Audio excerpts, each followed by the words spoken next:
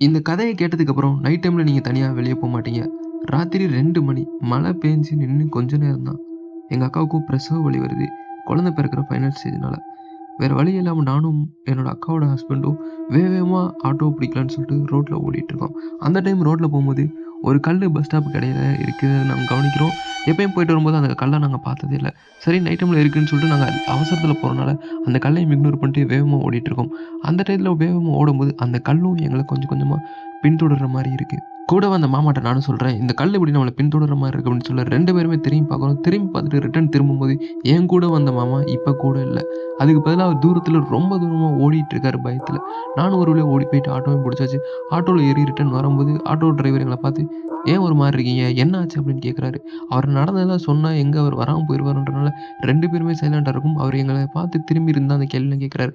அந்த டைம்ல ஆட்டோக்கு முன்னாடி அந்த கல்லு முன்னாடி வந்து நின்னுகிட்டு இருக்கு. டிரைவர் ரிட்டர்ன் எங்கள்ட்ட பேசிட்டு ரோட்ட பார்க்கும்போது, அந்த கல் அங்கருந்து மறைஞ்சிடுது. இப்ப நீங்க சொல்லுங்க, அந்த டைம் வந்தது என்னவா இருக்கும்? அப்படின்றத கமெண்ட்ல சொல்லி விடுங்க.